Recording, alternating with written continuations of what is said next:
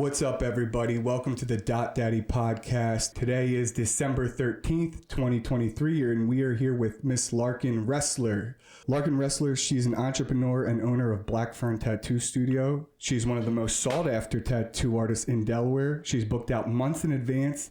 She's also a singer, and most importantly, a mom and a wife. What's up, Larkin? Thanks for coming on. Thanks for having me. I'm so excited. This is awesome. And you are local. You grew up. Born and raised. Yeah. Where did you grow up? I grew up in Newark, in a neighborhood called West Branch, for the majority of my childhood. Just really went through the Christina School District. Newark High School. Then I stayed around town for college, University of Delaware. And now I'm up in Hocassin. I did a little bit in Wilmington, but yeah, I love Delaware. Me too. I'm staying. I love the local people who grow up and start businesses here. Now, what year were you in Newark? I graduated in 2004. And I was 05. So we're one of the last. You definitely made it through last year without social media. I'm really grateful for that. Yeah. I know, it's crazy. Yeah, because I have a 15-year-old daughter now, Sky. She's a freshman in high school, and it's wild. It is wild. It looks terrible. The effects of social media. It's terrible if they really deep dive and feed into it. Obviously, there's pros and cons with, anything on the internet. I like that they can really connect with all different kids all over the, United States / world. And kids who might be a little bit different, will feel less alone if they're in like a little small town or small school, and they feel like weirdos. They can, hop on social media and find other weirdos. Yeah. And I really love that. 'Cause we didn't have that. And I had lots of friends and had a great time in high school, but I always felt really kind of a little bit different. And it was really fun for me to go to college and find other people who were a little bit more like-minded to me. So I feel like the pro of social media now would be that they're able to connect kind of at an earlier age. But then you do have all the terrible stuff. I totally agree. I have a love-hate relationship with social media. I like how you're able to connect, and that definitely would have been cool if I was younger and if I felt isolated, that I can meet other people who might feel isolated too and alone, and then you guys can kind of team up and become friends. But then there's also the bullying. Yeah. Right? Have you seen anything with the bullying? A little bit. Nothing like brutal. More, I would say it's still an in-person bullying, which is awful still. But I haven't really experienced the online bullying with my kids. Thankfully, knock on wood. I don't know really what you would do about that. I guess there's consequences in school. I think you can take it to the school. If the kids go to that school, I think they have had now to put kind of rules and consequences into place in the school system. I would imagine so, but there's probably still secret group chats, secret, groups of kids just talking shit on other kids for absolutely no reason. It's I don't want to be involved, but they still talk shit. Because I think about, what if I don't let, my son's only 3, what if I never let Giovanni get on social media? Will that, protect him? Or could it be that people are still going to be mean and say hateful things? He just won't be aware of it. Yeah. And somehow it still will get back to him in person. Yeah. I don't know what to do. I really don't know what the right answer is. I don't know if there is a right answer. I know that Sky's definitely, as of even last year, had friends who were not allowed on social media. They didn't have an Instagram. They didn't have a Facebook, any of that. I don't think the kids are on Facebook now anyway, but they didn't have a Snapchat. And I kind of feel like, when is the right age? What are you going to let your kid dive into it junior year of high school and then like be like, oh, Yeah, then they're a little bit further behind. Yeah. But I don't know that there is a right answer. I think it depends on the kid and kind of how much you feel like they can handle emotionally and mentally. You know what I mean? Yeah. Let's talk about a topic that we shouldn't talk about. Okay. That I may or may not Kira may cut out. What do you think about people who make Instagram accounts for their babies? Oh, that's a weird topic. You ever seen that? Yeah. I feel kind of the same way about it as I feel like people who make Instagram accounts for like their dogs, I guess. I don't know. It's just like they're not that's not fair because a baby is a person and they're going to grow up and see it. Yeah. I guess if it's private and you're only sharing with friends and family, I think that's okay. I agree. That's reasonable. It's just like, hey, I think it's weird. Like you can share those pictures on your own page. Like, what do is the caption like, hey guys, like just ate my applesauce. Yeah. Like it's just, but when you're at home just with your baby with nothing else to do, I feel like you kind of go down weird rabbit holes and turn into a really funny person that you wouldn't otherwise. I think it's okay if it's very private. If it's not, I don't think that's okay. I agree, because when the kid's older, they're like, why the hell did you post that picture of me? Why did you do that? Yeah. I'm wondering if, maybe 5, 10, 15 years of kids are going to sue their parents. Yeah. Yeah. Why did you post that picture? Especially if it's like a picture of their butt, like their baby's butt. Yeah. Or something like that. Oh my God, my son, he's so funny. He's so he's 6. How old's your son? He'll be 7 next month. But he's so self-conscious about himself now. Like he won't take his shirt off really in the house. He's like, my nipples, oh my God. And I'm like, dog, you were just at the pool all summer. I don't know what you're embarrassed about. But I have this picture at my workstation at work. And I had put stencils of dragons all over him this summer. Sometimes I'll bring him in the studio and like just tat him up with stencils. He thinks it's the best thing ever. So I have this picture of him just like shirtless with his dragon tats on. And he came in a couple weeks ago and was like mortified. He was like, your customers can see my nipples and I hate that. And I was like, my bad. I'm not going to take it down, but I respect your feelings, I guess. And when you say stencils, you're talking about the purple lining? Yeah. For people who are not familiar with tattoos. Yeah, no, I'm not actually tatting up my kids. I actually, not so much anymore, but when they were younger, a reoccurring nightmare was tattooing my like toddlers. It was the weirdest thing. It is, and I've seen women on Instagram who put a whole bunch of fake tattoos like on their kids to kind of just see what it would look like, and then that's kind of my thought process. Is it good or is it bad? I don't know. I sent you a video a couple weeks ago of the tattoo machine. Yeah, I saw that. It's a practice one. Yeah. What do you think about that? Oh, that was cute. It's just like a little play school, Anything else? It's to me, because I'm in the profession, it's kind of the same as like a little doctor kit or like a little construction set or any other profession toy for a preschooler. I agree. I'm sure there's probably some stigma around it, but I think of it as, hey, a lot of tattoo artists make a lot of money, like more money than people who go into corporate jobs. Yeah. So I'm like, why not if he's going to do it anyway, right. Start early. Yeah. And they can obviously make a lot of money if they're really good. Yeah. So why not? Yep. You come from a pretty big family. How many siblings? I have 4 siblings. I'm the second oldest. I have an older sister, Kana, who is... she would say 6.5 years older. I say 7 years older. And then myself, and then my sister Zealand's about 2 years younger than me. Madison's 2 years younger than her. And then Balin's 2 years younger than her. So Ballin'! Yeah, it's my little buddy. Fun fact, Balin lived with me for about 6 months. You're so lucky. Yeah, Balin. I'm sure you just giggled the whole time.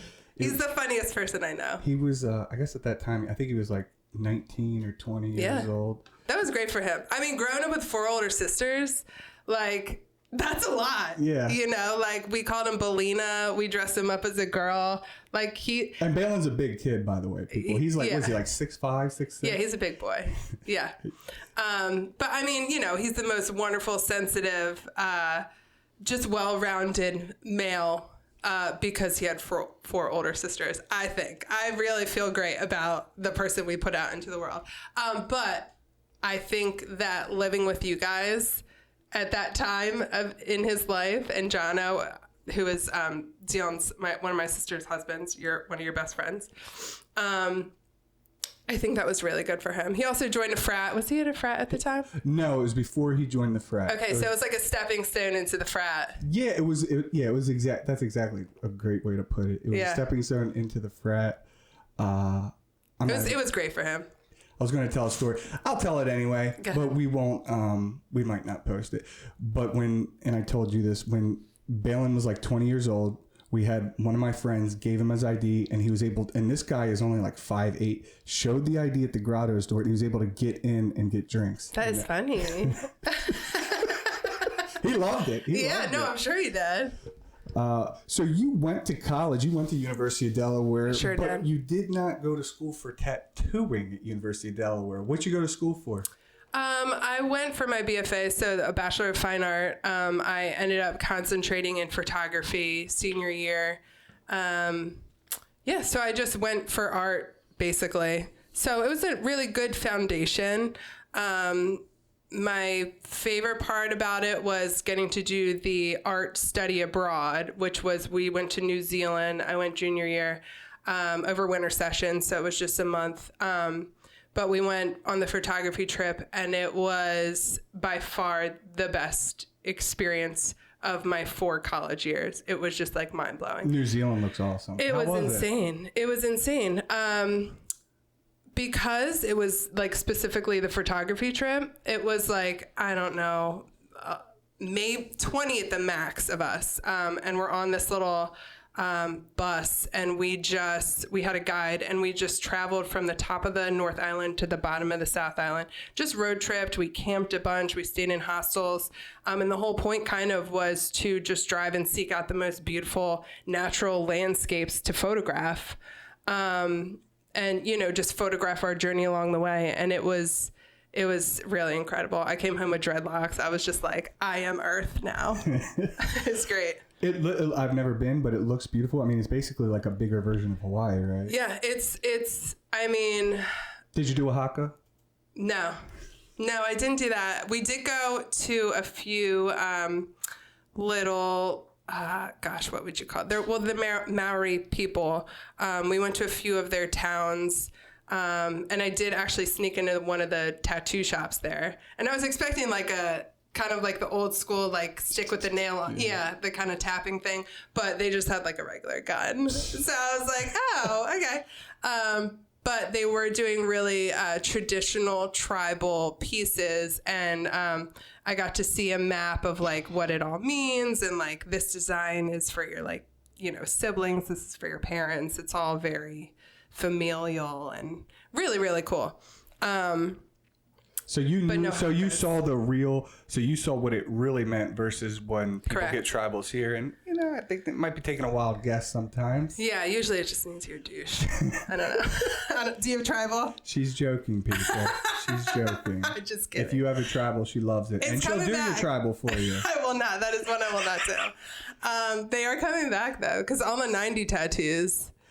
They're coming back around. It's funny. Well, I think we had talked about this before, but you know, you can kind of date somebody, and when I mean date, like age date someone by looking at their tattoo. 1,000%. If they have the tribal here, and the sublime sun right above, the little sun, probably in their 40s, mid 40s, maybe early 40s. I've seen a tribal sun, a few lower back.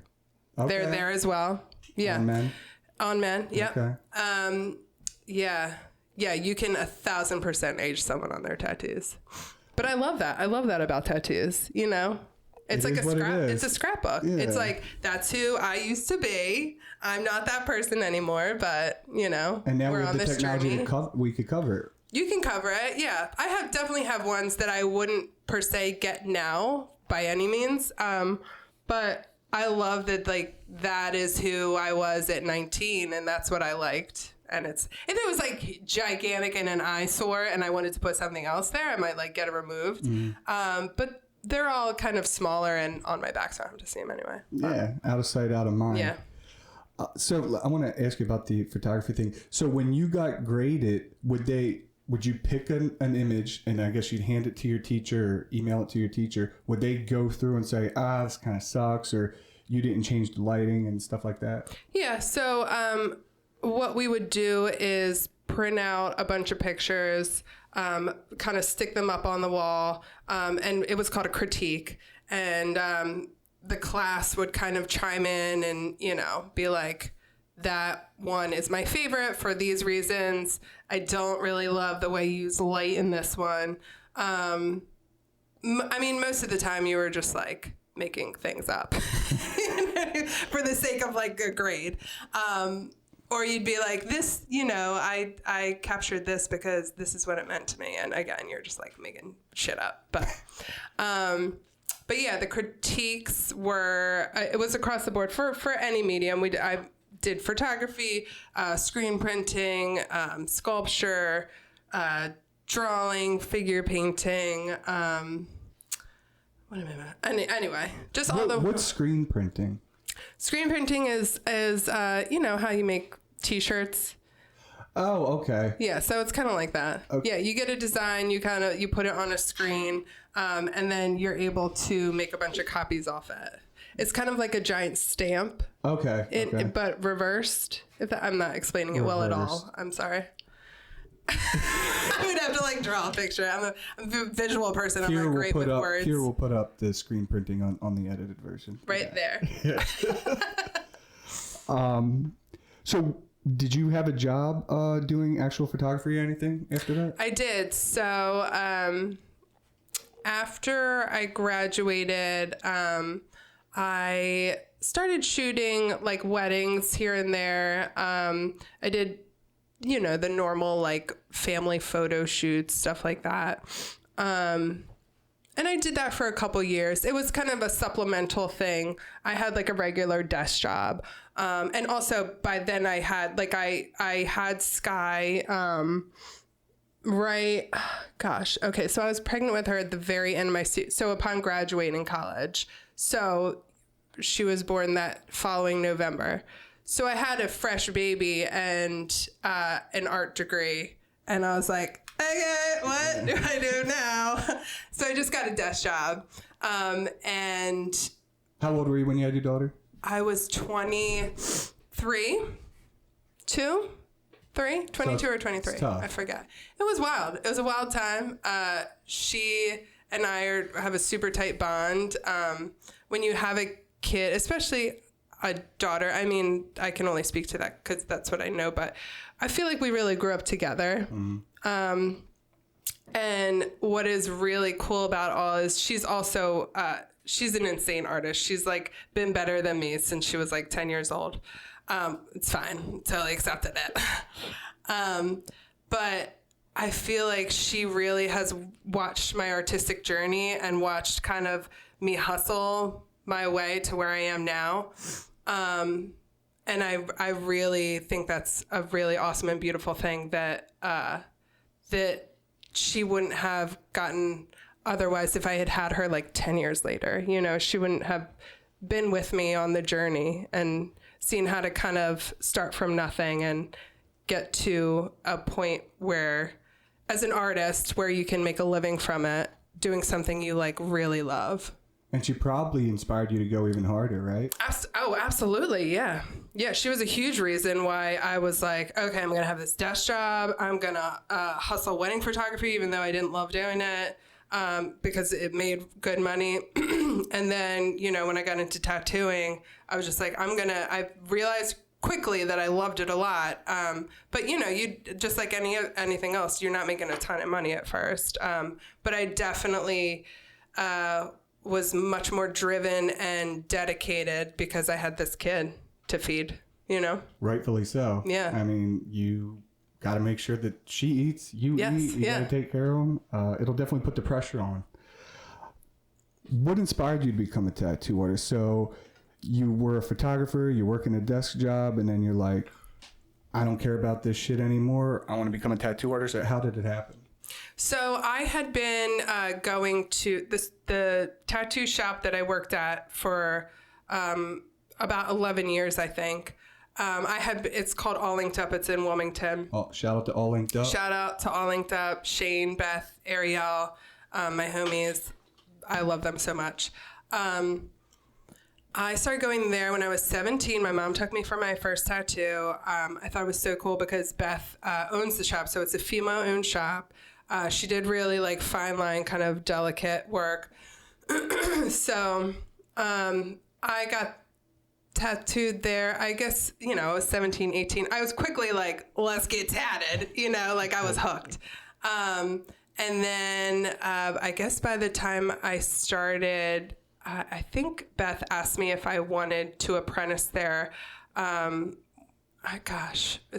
guess I was like 23 or something. I think Sky was like 1 or 2 at the time. But yeah, so she asked me if I wanted to apprentice because I had been going there. I would often draw my own designs. I would draw designs for other people to take in. Really? So you would draw it, say, hey, I want this, but here's some extra designs in case you guys want it. Oh no, I wasn't just like, here's some flash to give to the homies on the street. Okay. It was like if my sisters or my mom or friends would be like, can you help me come up with a design, for a tattoo? So I really developed a relationship with them just from getting tattooed there. And she was like, we're looking for an apprentice if you feel like you want to learn how to do this. And I was like, sign me up. I'm at this desk job. It is sucking out my soul by the second. I'm shooting weddings and stuff. But again, that was not fulfilling for me. Yeah. Photography was cool. But once you're like, Aunt Mildred is like bossing you around all day, on a Saturday, it's a long day. It is like they would be like 14-hour days. They were so long. And everyone's dead serious.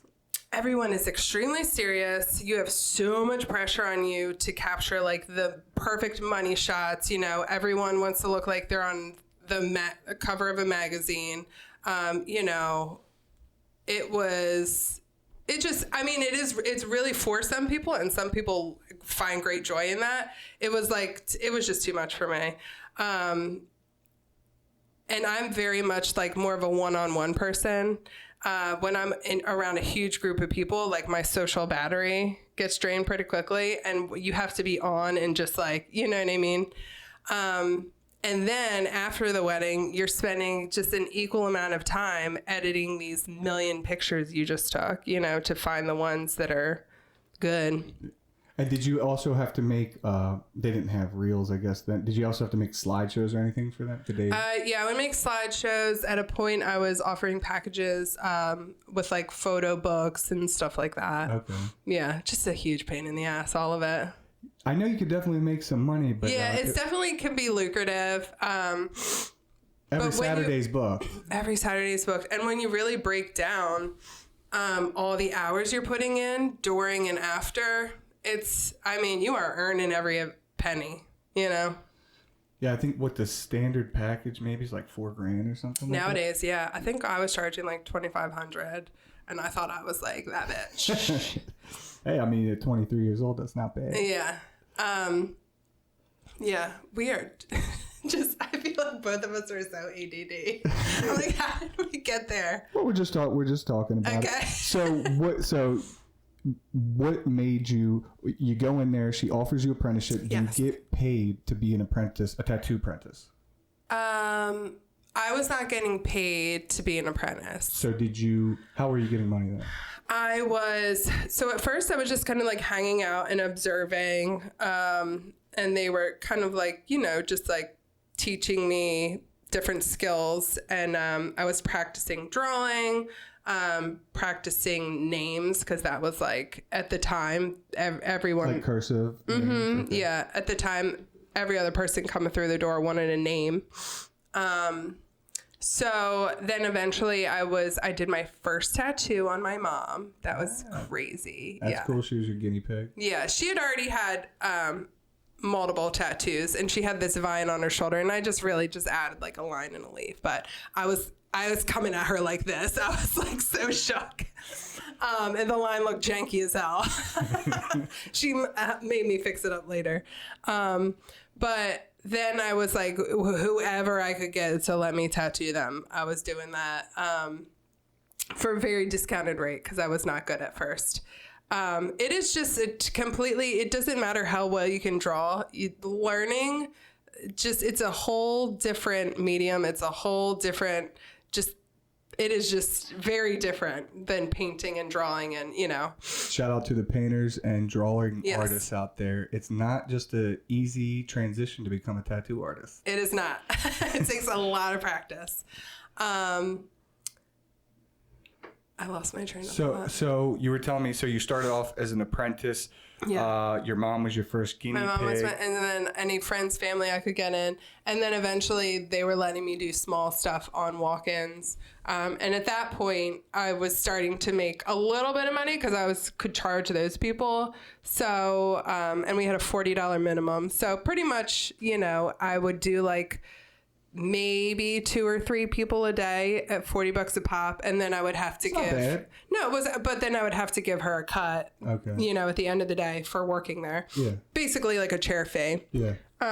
Which makes sense. Mm-hmm. Makes sense. Absolutely. She's established. People are coming in to see. Yeah, I mean, the only reason I was able to tattoo people is because I was working in her shop and customers were coming through the door because it was like a very established shop that people wanted to go to. So, I had no problem, obviously. If you work at a shop, you're going to give a cut. That's what it is. And who did you train under during that time? I kind of trained, I would say, it was just Shane and Beth above me the entire time I worked there. It was just the 3 of us.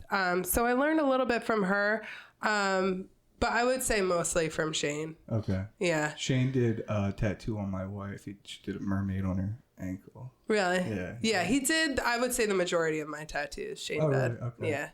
But it was a lot of just trial and error, kind of, which sounds terrible because they're permanent on human beings.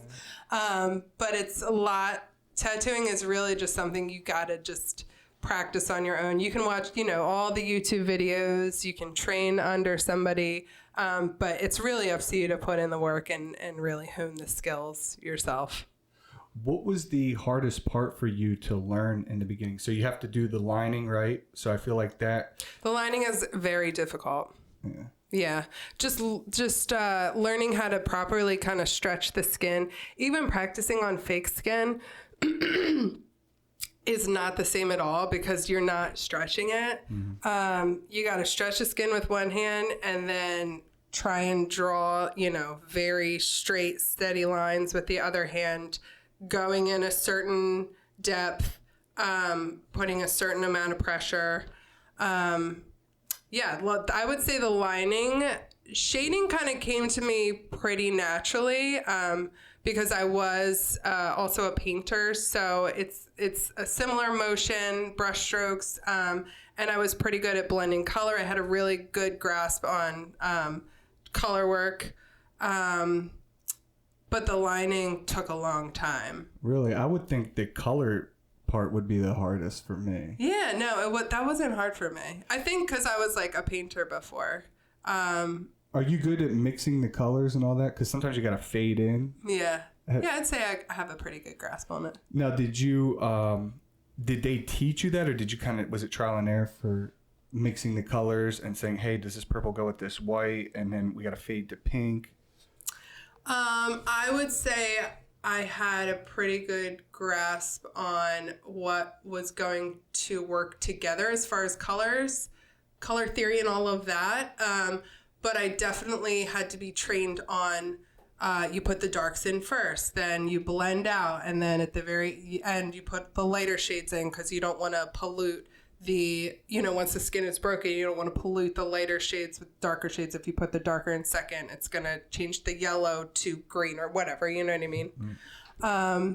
So there's definitely an order, and techniques to color work and black and gray work even, with the different values that I had to learn about for sure. You ever do any portraits? I've done some portraits, yeah. It is not my favorite thing to do human portraits. It looks hard and it's really stressful. I've seen great ones, but I've also seen... They can go sideways real quick. And usually if someone's asking for a portrait, it means a lot to them. Yeah, obviously, yeah. So they have a high expectation, and I would charge extra. Like if someone asked me to do, if I was a tattoo artist and someone asked me to do a portrait, I'm like, that's an extra, I don't know, $500, whatever the case might be. Yeah, the people who specialize in them, I mean, mad props. And there are people who are insane and just like knock them out of the park. I would say if you're wanting to get a portrait, go to someone who only does portraits. That is their specialty. Because otherwise the person's going to be like, if they do like 2 or 3 a year, they're probably going to do a decent job if they're a decent artist. But if you're not doing them every day, they're very difficult to do. I love to do like animal portraits. I really like to do dog portraits. They're way less intimidating. Probably a little more fun too. More fun. There's a lot more texture going on. Color. Yeah, I'm way more comfortable for sure with animal portraits than people portraits. But I've done a handful of people's.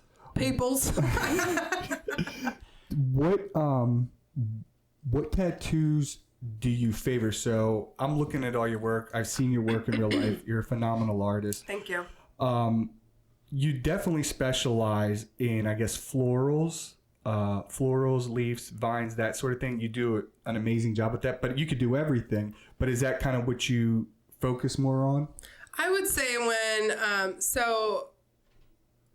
I open my books every other month to book the following 2 months. So I have my form up. People send in request forms with what they want to do.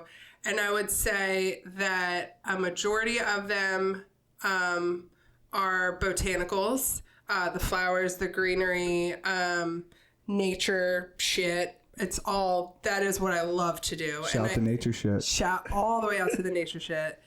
I told you I am Earth. Yeah. Okay. You are. I don't have the dreads anymore, but it is there in my heart and hanging from my mom's Christmas tree. If you know Mary, you know that is correct. Is she hanging a lock? She's got multiple locks, also in the kitchen. She's bonkers. I mean, she's the best. You have to send us a picture that I will. Post it. No, I absolutely will. What was it? What were you saying? I'm now thinking about my dreadlocks hanging from my mom's kid. You're doing the flower portraits, the botanicals. Yes. So you have your books open. So I am for sure snatching up all the things I want to do and filling my books with them.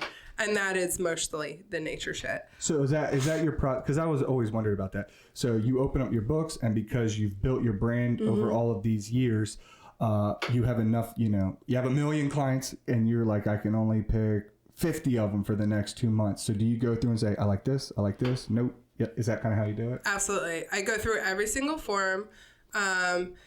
And I really try to get a mix of returning clients and new clients if I can.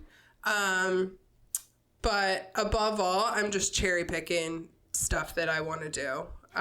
Because I want to be excited to go into work every day. And if I'm excited, I'm going to do my best work. And, that's the best thing for me and the customer. I agree. And you earned it. You earned the right to pick what you want to do. Yes. And that feels great.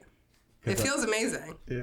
How did you, so you were at the shop for 10 years working with people? 10 plus years. I was working with 2 other people, and we would get walk-ins. And then right around COVID, we shut down. I think we were out for maybe 3 months or so. And then when we came back, we had all these, restrictions in place. The front door was locked. We were working by appointment only. But the influx in just people wanting to get tattooed was crazy. Excuse me. They just came out of quarantine with the quickness, just ready. You know, they were just like, hit me up. I'm trying to feel alive. I've been just staring at myself for the past however months. And yeah, so it was really no problem to make the switch from like walk-ins to appointment only, because people didn't at that point were just like, I'm trying to get tattooed. So yes, put me on the books. So your first thing was just appointments only, but just during COVID, you were just doing appointments only, no more walk-ins. Correct. And then you eventually got your own location? Yeah. So at that point, I was able to really build up my book, build up my clientele in a way that I hadn't really before. And yeah, it just kind of eventually slowly became, it was just this nagging little thing in the back of my head that was like, I think it's time to move on and kind of have your own private studio. You know, number wise, it made more sense too for me to spend rent somewhere else, was going to be cheaper than, you know, giving the owner a cut. Yeah. It was very hard to make the decision because I was so emotionally tied in there. I felt a deep loyalty to them. You know, they brought me in, showed me how to tattoo. And I kind of felt like I was going to leave them high and dry. But at the same token, it was just something I knew in my gut. You know, when you have those feelings and you're just like, I know this is my path, and I would be stupid not to take the leap, even though it's scary, you know? Yeah. And you definitely feel some type of loyalty, but you gave them 10 years. Yeah. You gave them 10 years. Yeah. Yeah. So obviously you're going to feel a little guilty, but I'm sure they're probably become your friends as well and family. They understand you need to go out and let the butterfly be free. Yeah. No, they were very gracious. I mean, when I was like, okay, I'm going to do this, I came in there and I'm sobbing and I'm like, guys, I'm really sorry. This is what it is. I feel like I need to move on. And they gave me a big group hug and they were like, shut up, like, go do you, like, we're happy for you. So that was amazing. They really made that I was so anxious about. How was the transition? Because, I mean, did you continue to work there while your new shop is getting set up? And you got to pass inspections and all that shit? Yeah. So I definitely wanted to give Beth, the owner, several months heads up. I didn't want to just, like, peace out right away. So I continued to work there while I was kind of shopping around for spaces and just kind of getting my ducks in a row. And then, yeah, I think between my last day and when I started working at my new spot, it was like, I don't know, maybe a weekend. I don't even think I gave myself a week. I like got the keys, got the spot, set up shop, all while working at my old shop. And then when it was ready to go, I like just hopped right over there. Didn't really skip a beat. Okay. So, and you have to give like first, I'm assuming you have to sign contracts, first month's deposit, last month's deposit, all that good stuff. Yeah. And honestly, the thing that took the longest was waiting to get inspected by the state. Oh, I know all about that. It was crazy. I was like, yo, I'm just trying to start working. I know. And it really, when they inspected here, I mean, it took like less than an hour, I'd say. Yeah. No, it was bippity boppity boo. It could not have been easier or quicker. Yeah. And that's because you did everything you were supposed to. Yeah. They were like, oh, your space is immaculate. You're clearly a professional. We're going to keep it moving. And I was like, I'm so glad I just waited 6 months for this. But thank you so much. Yeah. Well, that's good that you passed, you know. Yeah. I would hate to go to a dirty place and, you know, they're like, fix this, take this out. When I did my first inspection at my first location, I didn't know you weren't allowed to have carpet, you know, because if blood or ink spittles on there. So I had to take the carpet out. I had it underneath of the actual table where I would work on people. So then I just took that out and then just put easily wipeable surface on there. Yeah.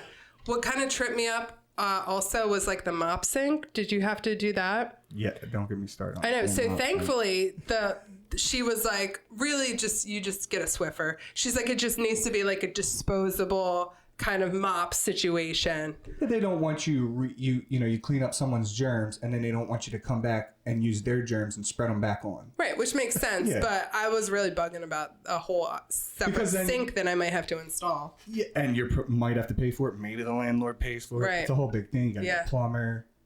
Yeah, I get it. So you're at your new location. What's the name of your new location? It's called Black Fern Tattoo. Black Fern Tattoo, Fern Gully. Okay. I do love that movie. And where is it located? I'm in Independence Mall, right off Concord Pike. It's a great location. I love that it's like right off 95. We got a big old parking lot, which is great from coming. My old shop, we were just in the city, so it was just street parking. My customers would come in just sweating from having to like go 4 blocks up, parallel park, run in. If they weren't used to being in the city, like, made them nervous.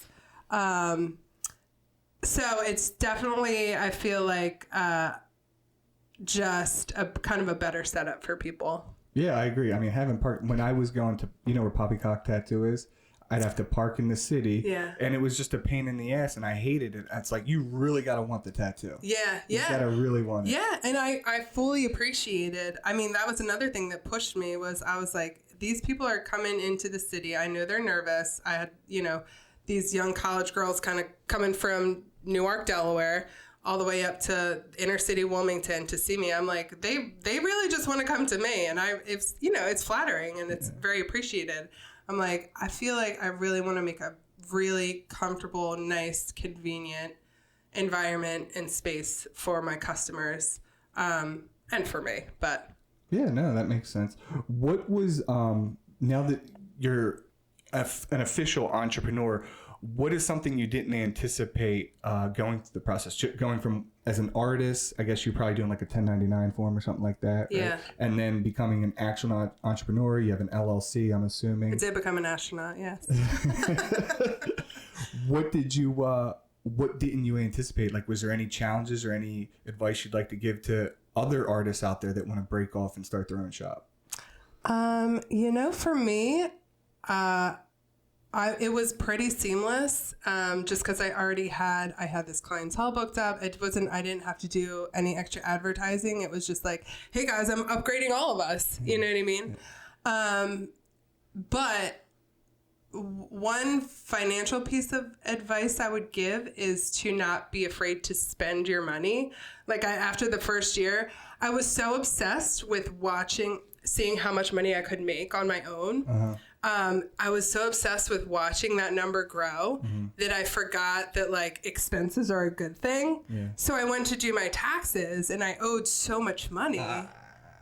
We can't talk about that? No. Talk about it. I know what you're talking about. Yeah, just don't. And I mean, it's buy things for your business. Don't be afraid to buy that fancy new chair for your customers or, a new whatever. Just don't be afraid. I was just so obsessed with saving the money because I was just wanted to see what I could do. The higher profit, the more taxes. Yeah, exactly. And now I'm like, okay, I can still go back and see what my gross income was, you idiot. Like, you can still see that number. Yeah. It doesn't have to be like the total in your bank account at the end of the year, So that would be really my only piece of advice. Writing off as many things as you can. Yeah, just get that. Yes. I agree. I 100% agree with that. If you need stuff for your business. Your car gets you to work, anything you can kind of justify. Yeah, I push it to the absolute limit. Whatever my accountant says, once she tells me, you can't do that, then I'll stop. Yeah. But I'll put as many things as I can until she tells me not to. Yeah. That's good. Now, we talked a little, I want to bring this up too. Now, are there any, you kind of said you don't want to do tribals. Are there any other tattoos you don't want to do? Or body parts, people's body parts you don't want to do tattoos I hate doing ribs. 9 times out of 10, I am turning down a rib. It is just, it's like being in the back of a pickup truck, tattooing over tiny little mountains. It ain't it for me. It's a really painful area. The person's kind of squirming a little bit. Even like tough people, it's hard to stay perfectly still there. They're breathing, so you're also like going up and down, and then also over these tiny ribs. The thin is like the skin is a little thinner, I'd say, on your core. The ribs ain't it for me. But otherwise, I don't know that there's really a body part that I wouldn't do other than that. Tribal is not happening. Celtic tribal also not happening. What is that? Like the Celtic kind of knots and crosses and. Oh, okay. Like kind of all blended into it together. Yeah. Yeah. I've seen that. It's just what I want to do is very organic, flowy stuff that kind of like I can really make flow with the body. I'm big into like placement and having things really just accentuate the curves in the muscles and everything like that. Yeah. And the tribal stuff, although it does fall into that category of accentuating body parts, it's just so fucking boring to do. You outline it and then you're just like scribbling in black. It's just. But is it good for learning? It is, yeah. Like in the beginning, you do a tribal because you get to practice your lines and then filling it in? Sure. Yeah. I'm not there anymore. What else? I am not really into like the micro tattoos, the girlies, like their like little a heart behind their ear. Mm-hmm. Okay. Which I have no problem with people wanting that. I have no problem with, I think they're super cute the way they look. It eats up your time. It eats up my time. It's not really worth it for me. You set up. You'd have to charge like a minimum fee or something. Yeah, right? I'm fine. If you want to pop that on to the end of a 3-4 hour session, that is totally fine with me. Reasonable. But yeah, I'm not going to book a little micro finger tattoo. I do that here too. Like if I have a person with a little scar, I'm like, if just for me to set up the chair, get everything prepped, $150, $300, just because what's the point? Yeah, it'll take me 5-10 minutes. Yeah. But it's like, well, then that eats up my time. It's just a pain in the ass. Right. Yeah. Yeah. Another thing I won't do is just straight up copy other people.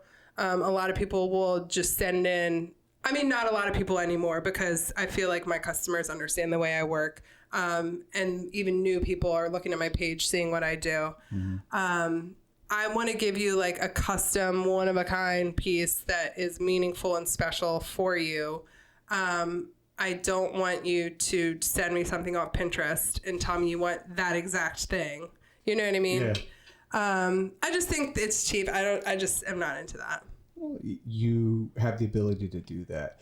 Do you ever have people come in and say, this is kind of what I want, and they just kind of let you draw it up and then just go from there? Yeah, absolutely. Yep.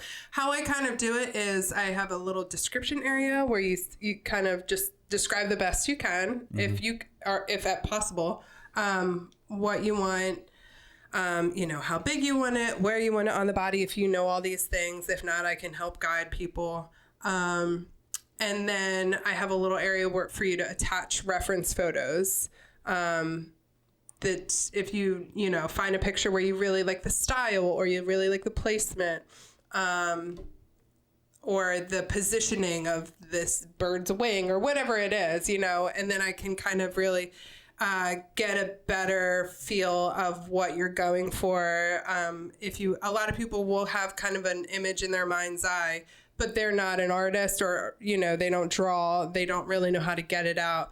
And I try my best to do that for them. Or sometimes people will say, I really just love your, vines or plants or whatever. I'm looking to fill up my arm, like go bananas. And they let you free. I'm like, hey, let's go. That's my favorite. Yeah. And then I just take a Sharpie and I just draw all over them. You do it with a Sharpie? Yeah, for the initial layout. Okay. I'll start with like a yellow Sharpie, get like the general shapes I want going, and then go up to maybe like a green Sharpie and, start to like detail it out.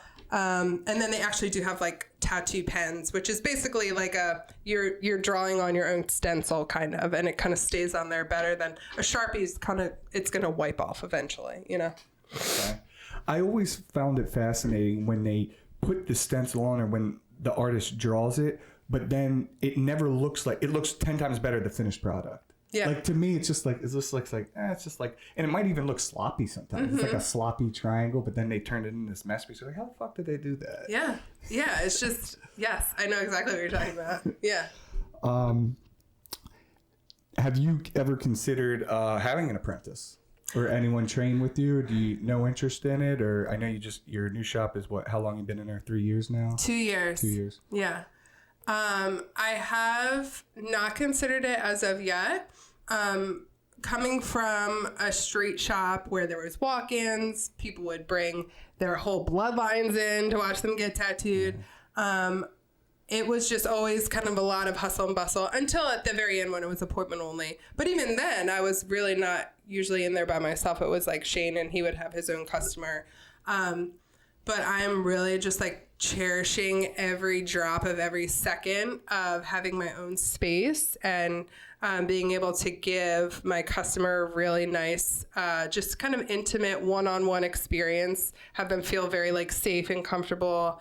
I really like having control. I've found that I'm a big control freak having my own business. I want, the music to be right and the lighting to be hitting. And I really like to have control over the environment. I'm getting a little bit, I can feel myself like loosening my grip a little bit. And I feel like probably within the next year or two, I would be ready for at least an apprentice of some sort. That's great news to hear. That is really great news. I also it very much excites me to, find a younger tattoo artist and kind of guide them the way that I was and, lead them into this really booming, amazing industry. And teach them things that you wish you kind of would have learned earlier. Yeah, absolutely. And avoid some other things. How do you deal with people who have a low pain tolerance? What do you do about that? Call them a little bitch. I'm just kidding. I know. I know about. I know Do they have numbing cream or? They have numbing cream. If it's gonna be in if I know it's a pretty painful area, and if I know the person and they're a little bitch, I will suggest numbing cream. I really don't have a big. But it has to sit on there for a while, right? It does. See, you want it sitting on there for like an hour probably. Yeah. You slather it on, wrap yourself up, and let it sit before you come into the appointment. Is there a particular brand or numbing cream that you like the best? Honestly, do you use numbing cream at all? I found that with what I do, because I'm not going as deep, the people that I use numbing cream on, when they come back, there's more fading than the people who didn't use numbing cream. So that's the reason why I don't. Yeah, and that's just in my own experience. Yes. I have not found a huge issue with the healing. I know some artists, they don't like you to use numbing cream because they feel like it really interferes with the healing process. I've not found that as much. I would rather be able to kind of get through the tattoo, and if you need some touch-ups, like we can do that, no problem. It is so strange though. I have not found a consistent brand that works across the board for everybody. Something that might work 10 out of 10 for someone is like a 1 out of 10 for some. I'm like, okay, this worked great for you. Let me recommend it for my appointment next week. And they'll get it and they're like, this is shit. This doesn't work at all. It's really strange. Yeah. What does tend to work though, it's just funny, is like the anal numbing cream. Is that real? Yeah, it's real. So they have, saying for people who get their butthole tattooed? No, for people who have like anal sex. I didn't even know. Okay, so that's a thing you can get. And then so you... So then I'm teaching you some things. They take that anal numbing cream, they rub it on their skin, I guess an hour before, and then they come get the tattoo. Yeah, and anyone who has got like the butthole cream, they're like, this really works. Maybe we will get some and try it out for SMP. I don't know if anybody be open to doing it. Some people are like, they'll try anything just not to feel the pain. Good. That threw me off. Okay. So, I wanted to ask you one more thing on the tattoos before we go. So, before we switch topics, what about machines and ink? Is there any specific brand or ink that you want to give a shout out to, or that you use, or that you found works really well? Ooh, I just switched over. I've been using coil machines forever, which is like, for people who don't know anything about tattoo machines. First of all, we call them tattoo machines. They're not guns. People refer to them as guns all the time. They're tattoo machines. A coil machine are the ones that are like real loud. It's the yes, it is the traditional machine. I had gotten all my machines from Workhorse Irons. You can look them up online if you like coil machines. Those are fantastic. Iron. Yeah. They pack a punch. But they are pretty finicky. You really you're kind of tinkering with it often, tightening things. They're kind of a lot of maintenance. But that's what I learned on. That's what I was comfortable on. So up until honestly, like a month ago, I switched over to a rotary machine, which is what you use. Yeah, rotary pen. Wireless? It's wireless. Yeah. The world is my oyster. It is really fantastic. What brand? God, you know what? I can't think of it off the top of my head. We're going to put it right here. Yeah, here we'll add it. I use the Dragon Hawk Mast. That's what I use. Okay. Yeah. And they have tattoo machines. And There's so many. They have $1,200 ones. Mine's like $200. Works great. Yeah. I did get like a $1,200 one. Nothing wrong with that. I know. I really splurged. I watched a lot of videos, a lot of reviews. I was very careful in my selection. Again, gotta spend your money. Yeah. You know what I mean? A tax. That is your main tax. Yes, that exactly. That is literally how you create your art. Yeah. I would rather like buy $1 million machine than, give it to the government. But anyway. No, I completely understand. Yeah. Anything else you want to call out with tattoos? My ink. I love Eternal ink. Okay. I know about Eternal ink. Yeah. They have fantastic colors. I really like their wash set. Anyway, Eternal ink. What about, have you ever seen that Mom's tattoo ink? Or what's it called? Something Moms? I don't know. Yeah. I was getting their soap for a little bit. It's like not your mom's soap or something. Yeah, it's like a mixture of the foam. It's the green soap, the distilled water. Yeah. Worked really well. Okay. I would say, yeah, other than that, it's just like really important to be super clean. And just make sure you're wrapping everything in plastic, including yourself. Yes. Yeah. I mean, you're seeing a lot more blood than I am. Oh, yeah. A lot of, yeah. And and you deal with different body parts and all that sort of thing. Yeah. It looks brutal. I mean, I love it though. I feel like if I didn't tattoo, I would want to be an EMT. Like I'm just, nothing grosses me out. I'm very into, it makes me sound gross. No, it doesn't. I don't like making people bleed. I don't enjoy hurting people. That's one part of the job I do not enjoy. If someone's wincing, it hurts my heart a little bit, to be honest. But I know like the end product's going to be worth it. But the blood doesn't bother me at all. That's important though, because sometimes, like in the beginning when I started doing what I do, them flinching and doing it kind of got to me, and I almost felt rushed. Yeah. I almost felt rushed, and I also felt like maybe I should do it a little lighter, but then if I did it lighter, the result's not going to be the same. Yeah. Well, of course you're going to feel rushed. I mean, I do too. That's a very natural reaction. You want it to be over for the person as quickly as possible. If someone's sitting like a rock, I mean, that is amazing. You can take your time. It's like you're drawing on just like a canvas, you know what I mean? But yeah, I don't mind blood. And also, over the years I've had, a handful of people pass out, and you gotta know how to deal with that. Has anyone passed out on you? No. I guess it's not as traumatic. No. I'm coming at you and like drawing on your soul a little bit. What did you do when they passed out? Slap them around a little bit. Really? No, I was kidding. An ice pack. People come to pretty quickly. You can, by now I know the signs. Like if you're starting to breathe, you're like, they're starting to breathe a little heavy. They're starting to lose color a little bit.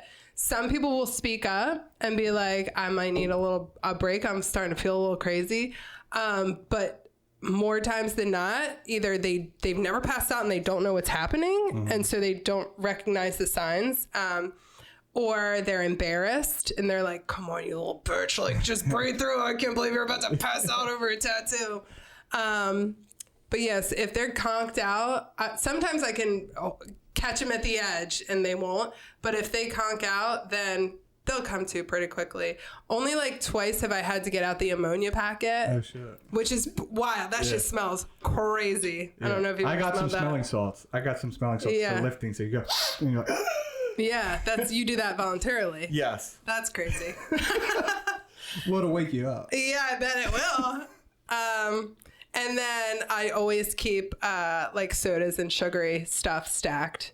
Because all it is the blood sugar. You gotta get that blood sugar level back up.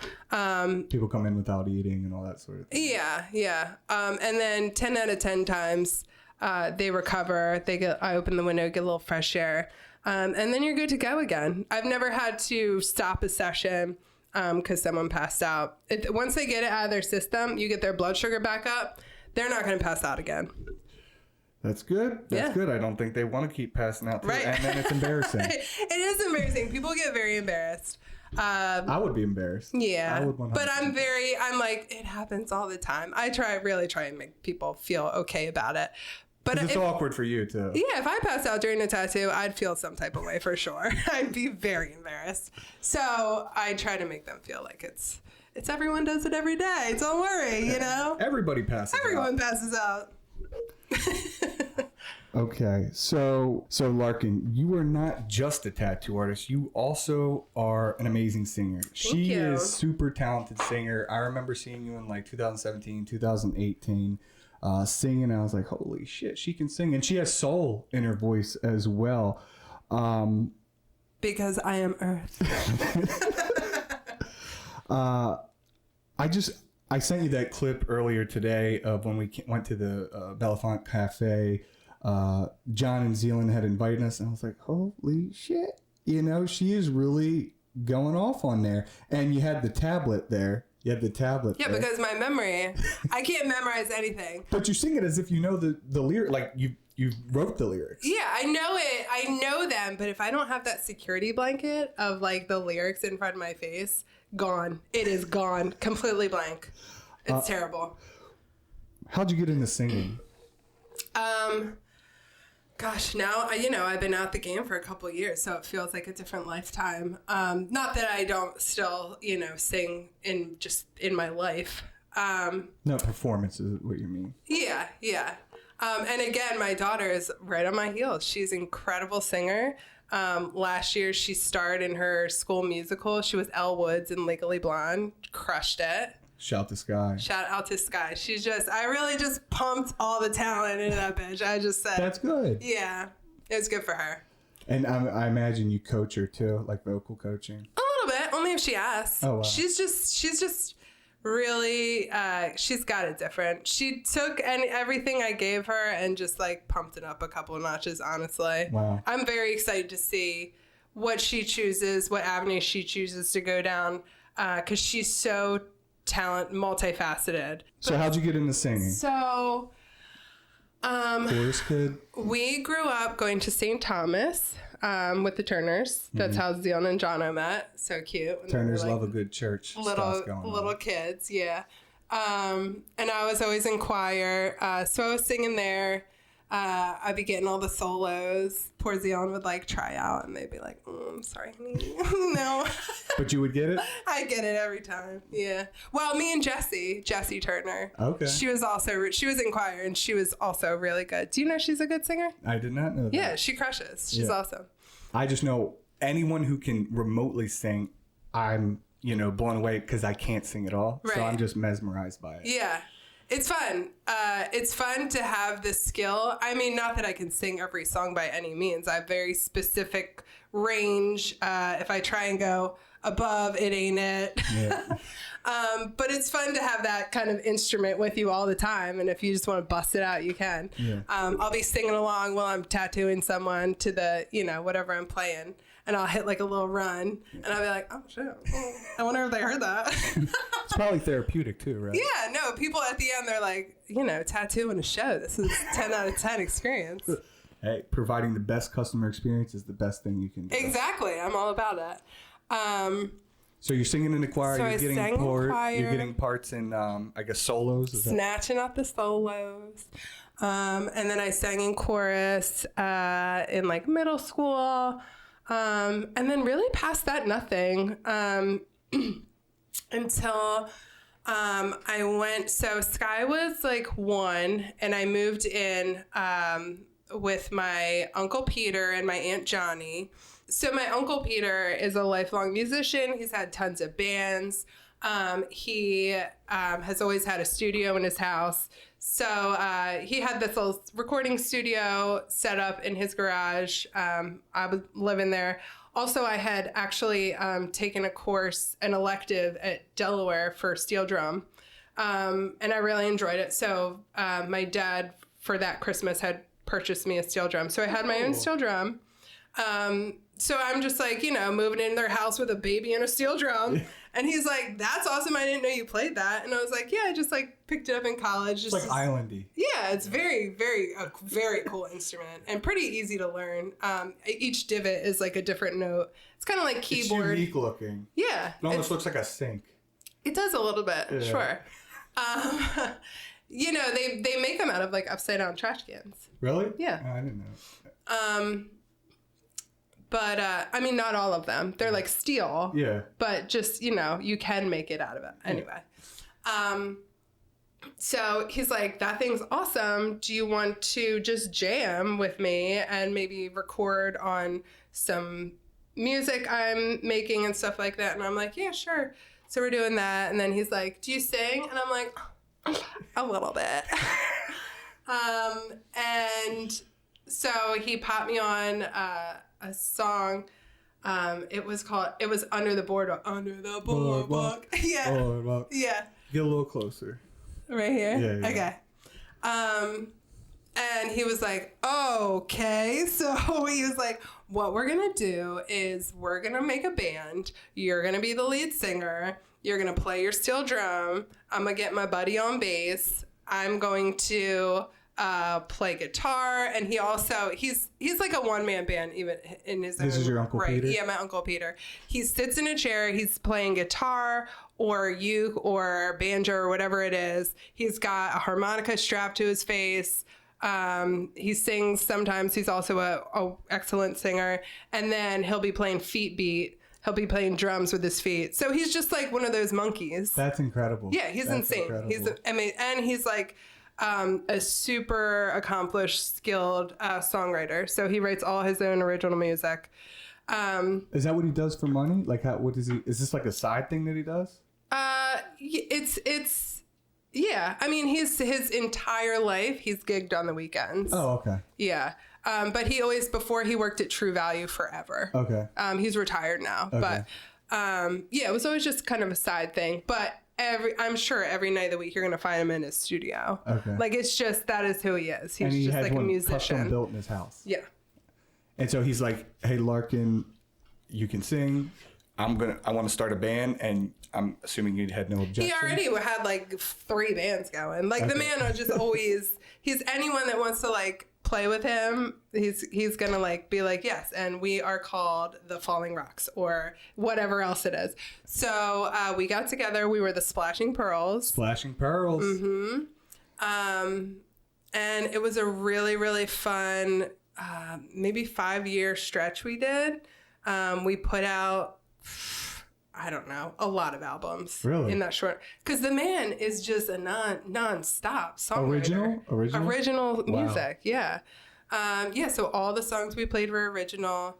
We would gig a lot of times 1 to 3 times a weekend. I mean, we were hitting it pretty hard for a long time. And it was so fun. We got to play at all the bars you could think of in Delaware. Our very first gig was at the Purple Parrot. Do you remember Shout out to the Purple spot? Parrot. Yeah, it's not there anymore. Is it? No. Are you talking about the one at the beach? No, I'm talking about the one in Wilmington. It was like kind of by Dead Presidents. Oh, and then it turned into like something monkey. It was like a funky monkey. It was like a Cajun bar. It's got that mural on the side of it. Yeah. That was our first ever gig. I was shitting my pants. Like, I had not sang in public since I was like 10. You know what I mean? How old were you at this point? maybe like 25 or something. Okay. So you were like, you were into your tattooing already. You're getting paid to tattoo, and then you're like, I'm going to be in a band as well. Yeah. Yep. Yeah, just trying to have a little fun. Yeah. You know what I mean? Like, were you the youngest one in the band? Oh yeah. My Uncle Peter, yeah, he's like, he was probably like in his 50s at least, and his buddy also was. Yeah, so I was just this like young kid they were like, let's just, see what she's got. And so my uncle, I was like, I might pass out. And he was like, just take a shot of tequila, you'll be fine. So I did, and he was right. And once you get through that first song and your knees stop shaking, and you're just looking out and everyone's like vibing and all the faces anyway. It's, my mom's front row, like shushing people around her. I'm like, Mom, we're at a bar. Like, you gotta let people talk. That's my daughter. Yeah. Shut the fuck. 1,000% that was her. And I was like so embarrassed, but then it was so funny, flash forward to Sky in her school musical, and I'm just like front row, like camcorder, like, is everyone seeing this? Are you having a side chat right now? But yeah, we played a lot for a handful of years, and it was such a good time. We won a couple Homie Awards. Oh, cool. 93.7. Nice. They do those every year. And you were doing both covers and original music during these shows? At the time, it was all, I want to say it was 100% original. Wow. Yeah. Wow. That's hard to do because, if people aren't familiar with it and you go and you perform it, they might not let you come back. Yeah. You know what I mean? Yeah, but we really had a pretty strong following at one point. Yeah. And people would book us because they knew that we would like bring people out. And yeah, I was just really lucky to have fallen into that spot where I could just kind of be the singer diva. I would show up literally 2 minutes before the gig and just like set up my little note cards, because even though I sang the same songs every single day for 5 years, like still needed my security blanket lyrics. Whatever works. And I got to play alongside these two super seasoned, talented musicians who were like, older fellas who were just happy to be there. There was no drama. You know what I mean? You hear these bands where everyone's kind of the same age. There's always drama. There's always like egos and jealousy and like weird shit going on. There was none of that. They lovingly called me the diva bitch. Yeah, because I would just like roll up and then roll out, get my little cash, and head home. So you would even get some money doing this. It wasn't. Oh yeah. Oh, that's amazing. Yeah. And you're passionate about it. You get to go up there on the stage and just sing your ass off. Yes. And so I guess, why did you stop? I mean, I know it's time consuming. It's a lot. You got to practice. But what ultimately brought it? So I would say the Splashing Pearls kind of broke up. We were like talking with an agent. They wanted to like kind of tour, do like a, drive around to different states. And it was, we were getting like interviews, different places. It was definitely escalating. And I really just knew that's not the path that I wanted to go down. Especially having little Sky. And I was really, really, my heart was invested in tattooing. And so for me, the music was just like fun for the weekend. Yeah. I didn't ever want like that to be the number one thing. Yeah. Excuse me. Well, you had to focus on making a real income too. Absolutely. And build your brand as a tattoo artist. Yeah. And I felt I was already leaving my kid on the weekends. Yeah. Like I didn't want that to become her norm. And so they were like, all right, well, I feel like then maybe this has run its course. And we kind of disbanded. And then immediately my uncle was like, okay, but like, we're going to make a new band though. And I was like, okay. I was like, but if we do that, I want to like do some covers. I want to like pick some, I love these songs so much. Like I love the Splashing Pearls music, but I needed to freshen it up a little bit. Like I think it could bring in a bigger range of people as well. So we made a new band, Gypsy Holiday. Gypsy Holiday. Mm-hmm. It was me, my Uncle Peter, and then his other buddy, Dave Meredith, who, again... Shout out to Dave. Yeah, super just seasoned. I just got so lucky by getting these already amazing musicians. So it's a 3-person band? Mm-hmm. Okay. Yep. And that was really fun. We did that for maybe like a year or 2 at the max. I think it was just like a year. And then COVID hit. And... we weren't playing out. Yeah. And then at that point I had my son and was married, and I was like, okay, I feel like it might be time to hang the mic up. It was really, really fun. I feel like I really did it. My ego got all the applause it could ever want in the world. And I really just was ready to really focus all my attention on my family, my kids, and tattooing. That's beautiful. Yeah. Good. So you went. So the singer of Spooky, was he singer of Spooky Speaky? Went on the New Zealand trip with you? So the homie in Spooky Speaky, his name's Jason. He plays bass for Spooky. Shout out to Jason. Yeah. Good guy. Really good guy. They all are. Jeff, the lead singer, he's my buddy too. Okay. John plays drums. Yeah, they're phenomenal. Had you ever considered doing like a wedding? Because that shit's expensive. Like hiring, we hired a band to do our wedding, and it is expensive. Oh yeah. But you make a lot of money in one night. Mm-hmm. We've played Splashing Pearls. We played some cocktail hours. We are not a wedding band in the way that, they want to hear the hits. They want to hear, you know what I mean? We're not going to go out there and play our little original music that most of the crowd has no idea about. Yeah. So if we were playing weddings, it was like cocktail hours, just kind of like background music,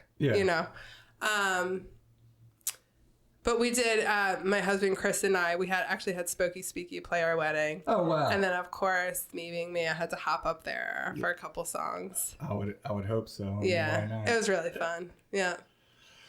Will you come out of retirement and sing us a couple songs, or at least little portions of songs? I think that I can do that. Okay. Because I have a couple requests. Okay. Will you do Killing Me Softly, like a little piece of that? Sure.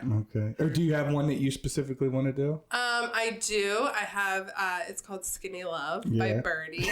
Another little request there. I sent her a text that I wanted her to sing this one, if she was willing to, because you had, to let everyone know you were a little sick a couple weeks ago, right? I was, yeah. Came down with the strep. But she's not making any excuses. She said she'll give us a little something. All right. Yeah. So Larkin's going to give us a little teaser of Skinny Love by Birdie, one of my songs that I like to listen to, my soft side. I love a good Skinny Love. I was a little surprised. Why are you listening to that song? Yeah. I said, oh, he is crying in a corner. Yeah. So sweet. Come on, skinny love, just last the year. Pour a little salt we were never here. My, my, my, my, my, my, my, my, my, my. Staring at the sink of blood and crushed veneer. Down my love to wreck it all. Cut out all the ropes and let me fall. My, my, my, my, my, my, my, my, my, my. Right in this moment, this order stopped. And I told you to be patient, and I told you to be fine, and I told you to be balanced, and I told you to be kind. And in the morning with you, and it will be a different kind. And I'll be holding all the tickets, and you'll be owning all the fines.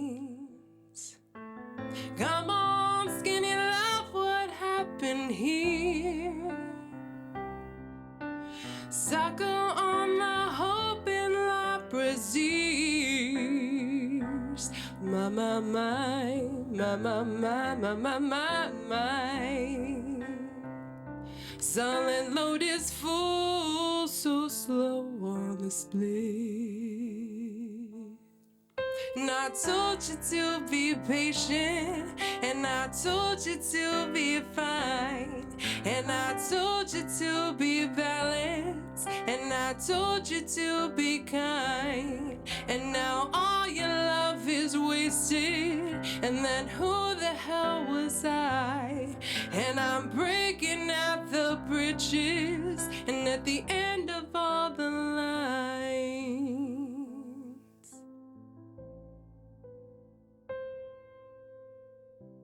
who will love you? Who will fight? Who will fall far behind?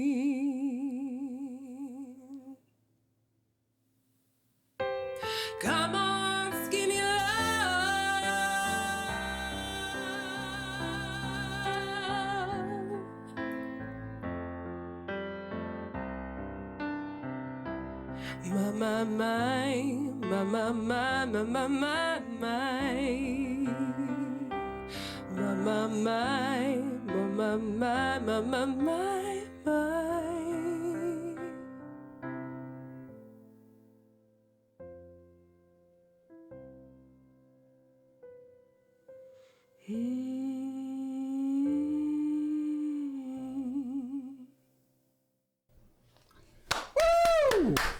That was good. Thank you. That was really good. That was really good. That's for you.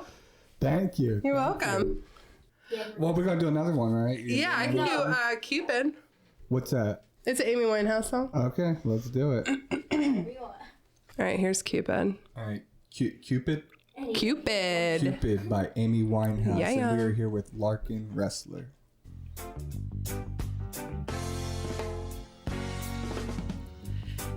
Cupid, draw back your bow and let your arrow flow straight to my lover's heart.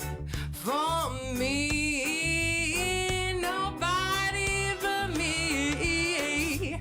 Cupid, please hear my cry and let your arrow fly straight to my lover's heart. For me. There's that. Yeah. That Good was old Amy. good. That was good. Thank you. I have another request. Oh my God, one more. Okay. One more. Would you sing a little bit of Hallelujah? Christmas Hallelujah. time. Yeah. Hallelujah. Actually, the original version. My uncle and I did that. Yeah. Yeah. I've seen you sing it. That's why I'm asking. Yeah, I'm gonna have to look up the lyrics though. What do you consider the original version, guy? The one with the one guy. I don't know. Because there's so many versions. Like the one from 1990, I think it was. I forget his freaking name. Is it the Leonard Cohen version? Yeah. Okay. Yeah. Now I've heard there was a secret chord that David played and it pleased the Lord, but you don't really care for music, do ya? It goes like this: the fourth, the fifth, the minor fall, and the major lead. The baffled pink composing hallelujah, hallelujah, hallelujah. Oh, that's low. Hallelujah.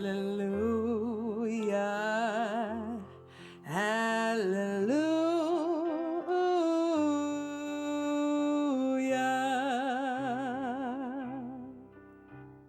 Wow. Is that good? Yeah. I loved it. I loved Putting that it. second diff, and I was like, That was great. Thank you so much. You're for doing that. welcome. Thank you for doing that. Thank you for pulling me out of retirement. Yeah, for It's the fun. Dot Daddy podcast. Thank you. That Yeah. was so talented. You should definitely continue. I mean, when you can, obviously, you got a lot of shit going on. No, it's something I love to do.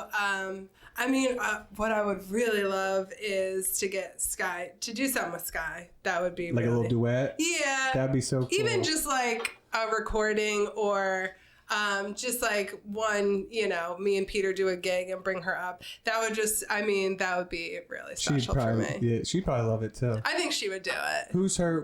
What's one of her favorite artists or inspired? So she's a big Swiftie. Who isn't? She has pulled me into the Swiftiedom. I gotta admit, we went to the concert this year and I mean, it blew my mind. She's a beast. I mean, she's a literal. It's insane. Yeah.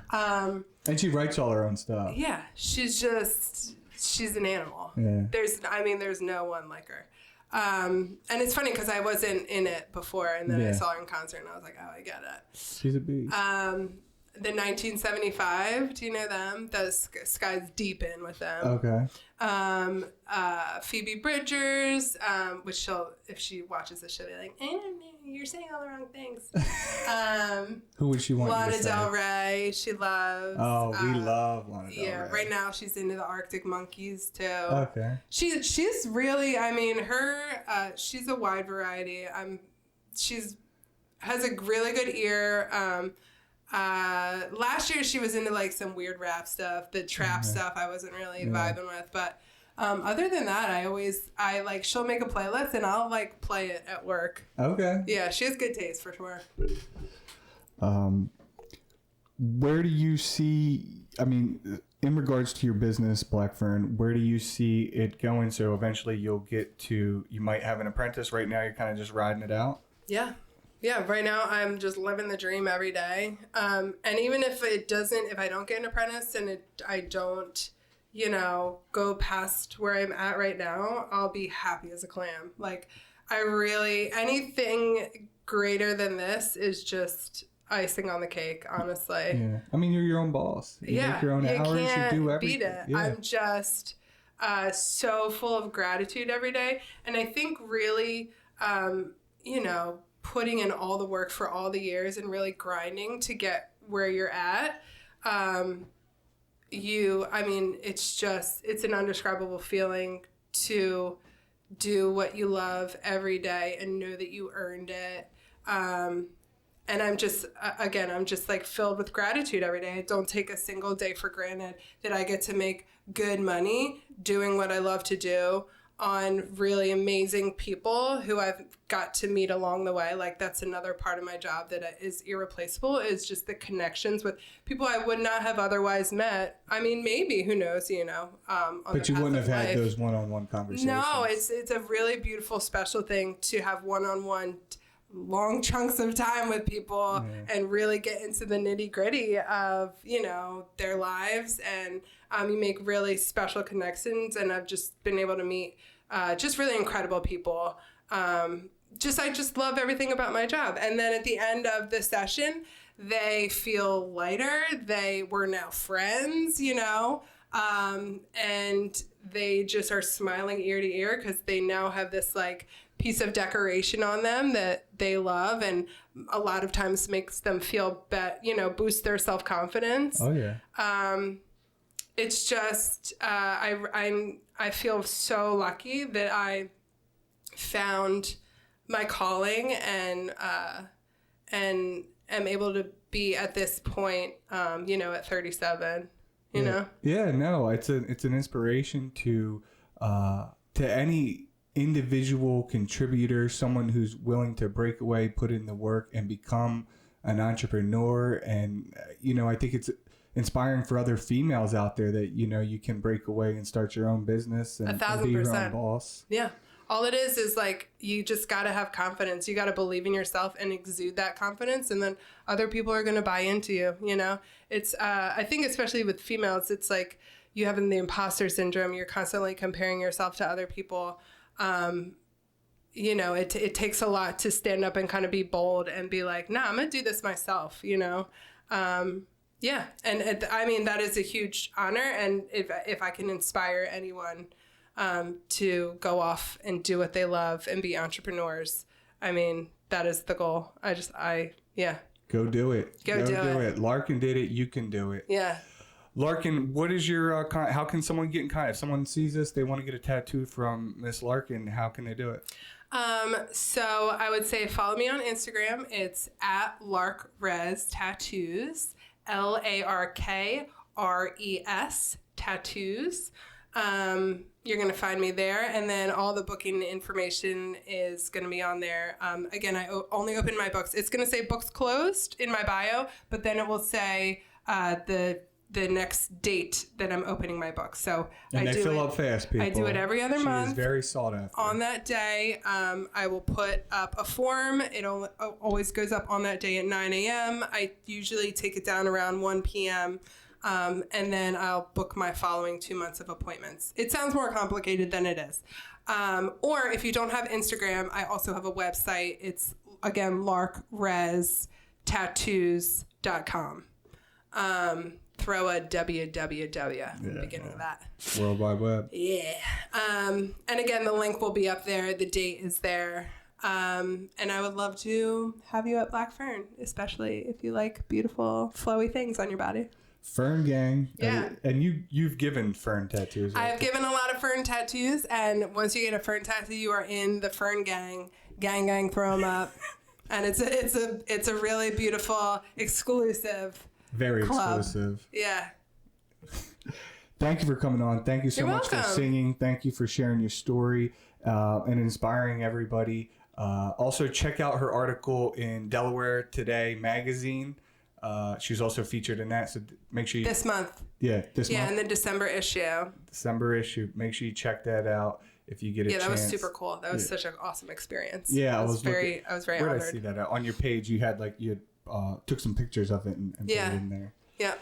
Thank you so much for coming on. Thanks for having me. This is so fun. Yeah, anytime.